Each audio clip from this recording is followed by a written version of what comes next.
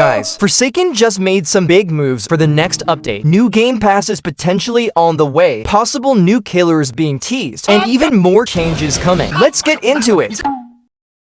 So there are many upcoming killers planned for Forsaken. One of those killers is Cool Killer. He is based on the Cool Killer from old asymmetrical horror games on Roblox, such as Midnight Horror. Bowl's Necrosis mentioned that the Cool Killer animations were completed back in January 2025. The only things missing were the intro and outro. We already had all of the movement animations finished, including the walk, the run, and even the slash animations. Cool Killer has different abilities, such as a chainsaw and an attack animation similar to Gashing Wound. We also saw a potential intro that could have been used, as well as an outro. It really looked like this killer was completely ready and supposed to release very early on. The design was meant to take inspiration from Maximumid's original Roblox Cool Killer.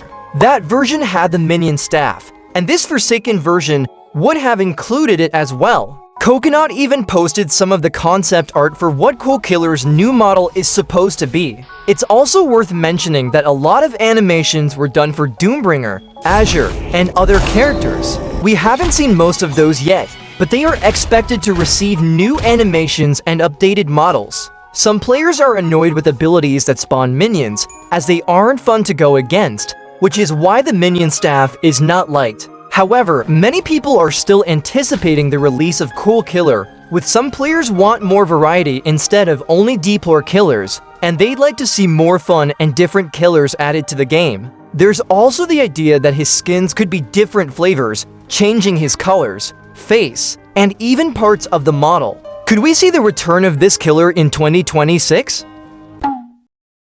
With Forsaken, there are only 2 game passes that you can buy, which are the VIP and Extra Emote passes. However, recently there were a bunch of new game passes that appeared, which someone managed to find. Voxov mentioned that some of them are going to be used for something or are placeholders, and the rest are just jokes. The first one is Hi Guys, which is just a Kami potion, a classic item on Roblox. This could potentially be used for some sort of event, as the potion basically shoots lasers and lets you fly. Then there's the new Game Pass. Some people think this could relate to Zombie King, another upcoming killer that hasn't really been spoken about in a while. Since the badge shows zombies, it could mean an upcoming zombie game mode where the killer has to survive against a never-ending spawn of survivors, similar to Infected in Call of Duty. There's also one that is clearly a joke, called Bro Is That Baldi, which definitely won't be coming to the game unless it's for April Fools. Another obvious joke one is Colgate toothpaste, and this one is for sure coming to the game, right? Well, make sure to give me your Robux and I will release Colgate toothpaste before the devs do. Then we have the Admin Powers Game Pass, which is most likely another joke. However, it could work as a feature that gives you admin commands to use in private matches to mess around with your friends, similar to Doors, where you can customize the game with different things to choose from. Some people have suggested that one of the game passes might allow killers to emote, or that the Earth Day Game Pass could return. That Game Pass previously included a bunch of limited skins that haven't been re-released since last year, and all the money made from it went to a good cause, so we can hope for it to return. Others are asking whether new game modes will be coming, since the game has mostly stayed the same since launch. Adding new modes would definitely bring more variety and make the game feel less repetitive. As of now, we don't know which Game Pass will actually be coming to the game, but which one do you think is most likely to release?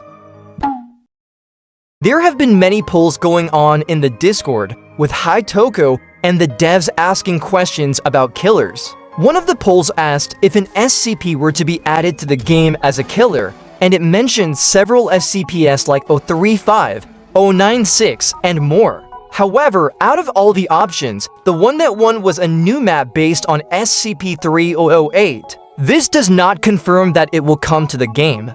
It was just to see what the fanbase would like to see added.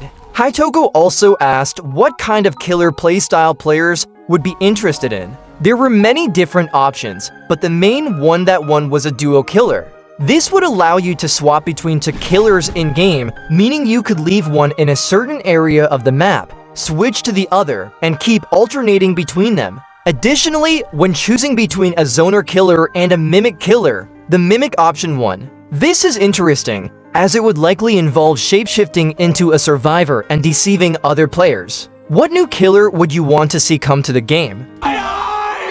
There was a special unreleased skin given to Pickett for hosting the event, and it was the Man Veronica skin.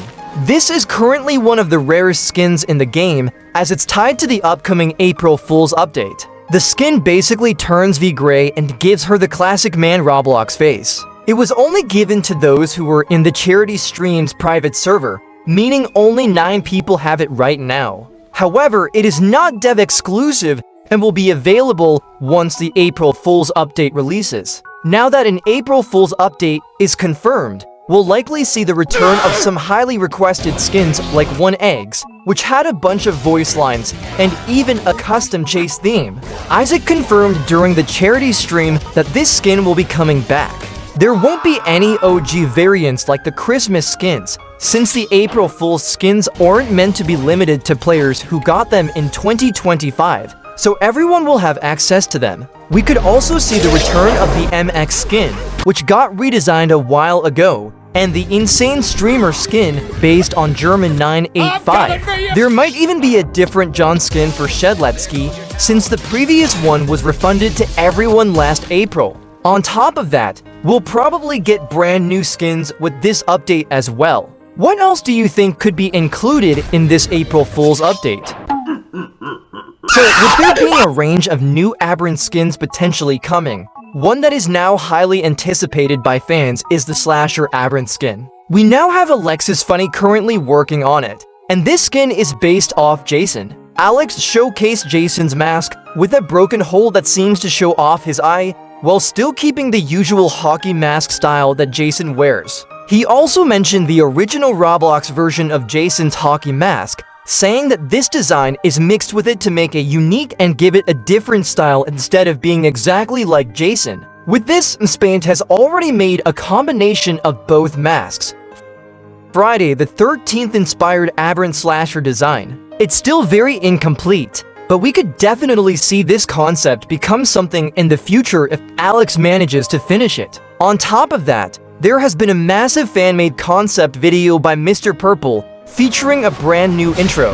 The skin mainly shows Slasher carrying the iconic axe Jason uses, alongside a classic Roblox knife. We even see updated walking and running animations, with him being much taller and bigger than the regular Slasher. The stun animation resembles the one from Friday the 13th, and we also get a new M1 and kill animation. His behead uses the axe to swing across, and Gashing Wound, both miss and hit, has a full combo using both weapons. Raging Pace uses the Necrobloction charge up and can even be used to kill a survivor, with custom animations for behead and Gashing Wound included. This skin concept also features multiple custom kill animations against every survivor, with Raging Pace having its own unique variations as well. And finally, we get a full outro. What do you think of this Aberrant skin? I've got an idea! A detective board with Jane Doe in the background. She was probably investigating something connected to multiple characters, including Dignity, who now seems to have connections with Noli and potentially a teaser tied to that. We also saw 7 and 7 not knowing anything about the situation, Bilderman being called lazy and somehow blamed for everything, Shedletsky potentially knowing something, and Bright Eyes appearing completely safe. Then there was Dussaker and, of course, John Doe. It could potentially be Jane Doe trying to bring her lover, John Doe, back to normal after he was corrupted and went on a rampage from being programmed to kill all the survivors. It seems Bilderman is the main person getting blamed for John Doe's corruption, with people theorizing that Dignity might not just remain a Noli skin and could instead become a survivor in Forsaken. That would be one of the biggest twists if Dignity were finally released in that way. Many of these characters now seem to be becoming canon within the Forsaken lore, but with just this teaser image, there is still a lot more to uncover about Jane Doe and her journey to figure out what caused John Doe's corruption. So Forsaken looks like it's making big changes for the next update. What would you want to see come to the game? Subscribe and hit the bell for more Forsakening it.